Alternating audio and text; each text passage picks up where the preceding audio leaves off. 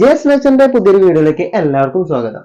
ഇന്ന് നമ്മൾ പറയാൻ പോകുന്നത് ഒരു ചീരയുടെ വിശേഷത്തെ കുറിച്ചാണ്.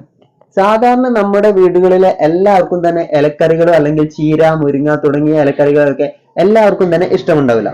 പക്ഷെ ഈ ഒരു ചീര അങ്ങനെയല്ല. കഴിക്കുന്ന എല്ലാവർക്കും തന്നെ ഇഷ്ടപ്പെടുന്ന ഒരു ചീരയാണ് ഈ ചീര.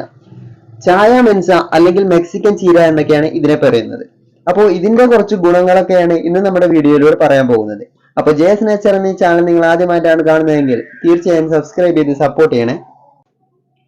അപ്പോൾ ഈ ചീര എന്ന് പറയുന്നത് പ്രത്യേകിച്ച് പരിചരണത്തിന്റെ ഒരാവശ്യം തന്നെ ഇല്ല. നമ്മുടെ വിത്ത് പാകി മറ്റു ചീര വിത്ത് പാകി മുളപ്പിക്കുന്നത് പോലെയല്ല.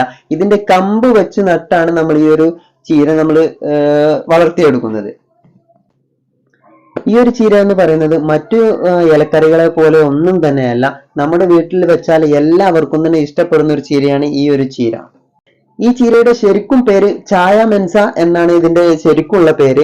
അത് കൂടാതെ തന്നെ ഇതിന്റെ ഉത്ഭവം, അതായത് ഇതിന്റെ ജന്മനാട് എന്ന് പറയുന്നത് മെക്സിക്കോയിലായതുകൊണ്ട് തന്നെ ഇതിന് മെക്സിക്കൻ ചീര എന്നും, അതുകൂടാതെ തന്നെ ഇതിന്റെ കപ്പയുടെ ഇലയുടെ രൂപസാദൃശ്യം ഉള്ളത് കൊണ്ട് തന്നെ കപ്പച്ചീര എന്നും ഈ ഒരു ചീരയെ അറിയപ്പെടുന്നുണ്ട്.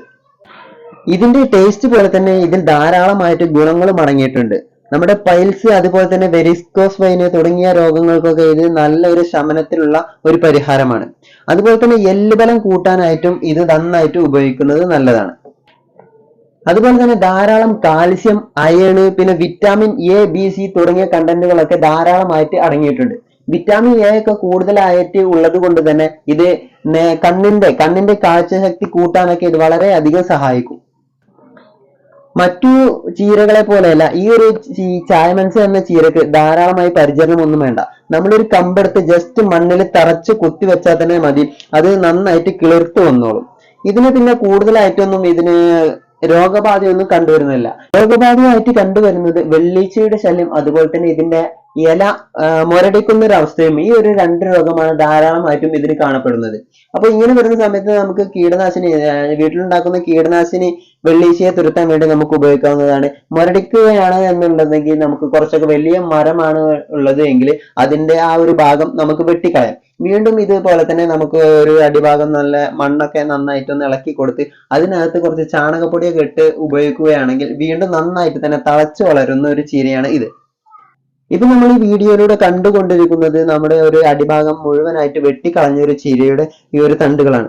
ഏകദേശം ഒരൊറ്റ കമ്പ് മാത്രമാണ് ഈ ഒരു ഭാഗത്ത് നമ്മൾ വെച്ച് പിടിപ്പിച്ചിട്ടുണ്ടായിരുന്നത്. അത് ഏകദേശം നന്നായിട്ട് പടർന്ന് പന്തലിച്ച് അതിൽ നിന്ന് നമ്മൾ ചീര ആവശ്യത്തിനൊക്കെ പറിച്ചതിന് ശേഷം വീണ്ടും അത് പന്തലിക്കാനായിട്ട് തുടങ്ങും. അങ്ങനെ ഒരു ഉയരങ്ങളിലേക്ക് എത്തുന്ന സമയത്ത് നമ്മൾ അതിന്റെ ഒരു പകുതി ഭാഗത്ത് കട്ട് ചെയ്ത് കൊടുക്കുകയാണ് ചെയ്യുന്നത്. അപ്പോൾ വീണ്ടും വീണ്ടും പുതിയ ശിഖരങ്ങൾ വരും. അവിടെ നിന്നൊക്കെ ധാരാളമായിട്ട് നമുക്ക് ചീരയും താഴത്തു നിന്ന് തന്നെ കിട്ടാനായിട്ട് സാധിക്കും. ഈ ഒരു ചീര ഒരൊറ്റ കമ്പ് മാത്രമായിട്ട് വെച്ചതാണ്. അപ്പൊ വീണ്ടും നമ്മളിങ്ങനെ വളർന്നു വരുന്ന സമയത്ത് അതിന്റെ ഈ ഒരു ഭാഗത്തായിട്ട് നമ്മൾ വെട്ടിക്കൊടുക്കുകയാണ് ചെയ്തിരുന്നത്.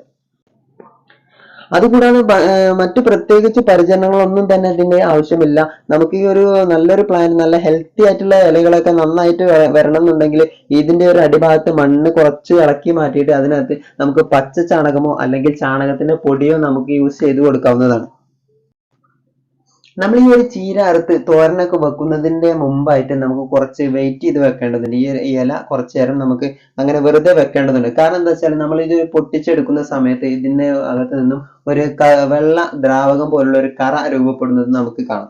അപ്പൊ ഈ ഒരു കറ കൊണ്ട് കുഴപ്പമൊന്നുമില്ല, വിഷാംശങ്ങളൊന്നുമല്ല. പക്ഷെ നമുക്ക് ഒരു ചീര വെക്കുന്നതിന് മുമ്പ് കുറച്ചു നേരം അങ്ങനെ ഒരു സ്ഥലത്ത് വെച്ചു കൊടുത്താൽ ആ ഒരു പ്രോബ്ലം മാറിക്കിട്ടും. അതിനുശേഷമാണ് നമ്മൾ ഈ ഒരു തോരനൊക്കെ ഇതുകൊണ്ട് വെക്കാനായിട്ട് പറ്റുള്ളൂ. ഈ ഒരു പ്ലാന്റ് നമ്മുടെ വീടിനകത്ത് വെക്കുന്ന സമയത്ത് ഒരു കമ്പ് നട്ടാൽ തന്നെ നമുക്ക് കാലങ്ങളോളം, വർഷങ്ങളോളം അതിൽ നിന്ന് വിളവെടുക്കാനായിട്ട് കഴിയും. വീണ്ടും വീണ്ടും നമ്മൾ ഇത് മറ്റു ചീരകളെ പോലെ നട്ടു കൊടുക്കേണ്ട ആവശ്യമില്ല, അല്ലെങ്കിൽ വിത്ത് പായി കൊടുക്കേണ്ട ആവശ്യമില്ല. നമുക്ക് വീണ്ടും റീപ്ലാന്റേഷന്റെ ഒരു ആവശ്യം ഈ ചീരയിൽ നിന്ന് വരുന്നില്ല. അങ്ങനെ നമുക്ക് ഇനി മാറ്റി നടേണ്ട ഒരു അവസ്ഥ വരികയാണെങ്കിൽ അതിൽ നിന്നൊരു കമ്പ് എടുത്തിട്ട് നമ്മൾ മാറ്റി നട്ടു കൊടുത്താൽ മതി. അല്ലെങ്കിൽ നമ്മൾ ഈ ഒരു ചീര നന്നായിട്ട് വളരുന്ന സമയത്ത് അതിന്റെ പകുതി ഭാഗത്തിൽ കട്ട് ചെയ്താൽ അതിൽ നിന്ന് തന്നെ വീണ്ടും വളർന്ന് നന്നായിട്ട് പന്തലിച്ചു വരാനായിട്ട് തുടങ്ങും. അപ്പോൾ നല്ല ടേസ്റ്റിയാണ് ഈ ഒരു ചീര. അപ്പോൾ നിങ്ങളുടെ വീട്ടിലൊന്നും ഈ ഒരു ചീര ഇല്ല എങ്കിൽ നിങ്ങൾ എവിടെയെങ്കിലും പോകുന്ന സമയത്തൊക്കെ കാണുകയാണെങ്കിൽ തീർച്ചയായും നിങ്ങളുടെ വീട്ടിലൊക്കെ ഈ ഒരു ചീര വെച്ച് പിടിപ്പിക്കാനായിട്ട് ശ്രമിക്കുക. അപ്പോൾ ഇത്രയൊക്കെയാണ് ജെഎസ് നേച്ചറിന്റെ ഇന്നത്തെ വീഡിയോയിൽ പറയുന്നത്. ഈ വീഡിയോ നിങ്ങൾക്ക് ഇഷ്ടപ്പെട്ടു എന്ന് കരുതുന്നു. ഇഷ്ടപ്പെട്ടാൽ ലൈക്ക് ചെയ്യുക, അതുപോലെ തന്നെ നിങ്ങളുടെ കൂട്ടുകാരിലേക്ക് ഷെയർ ചെയ്യാനും മറക്കല്ലേ.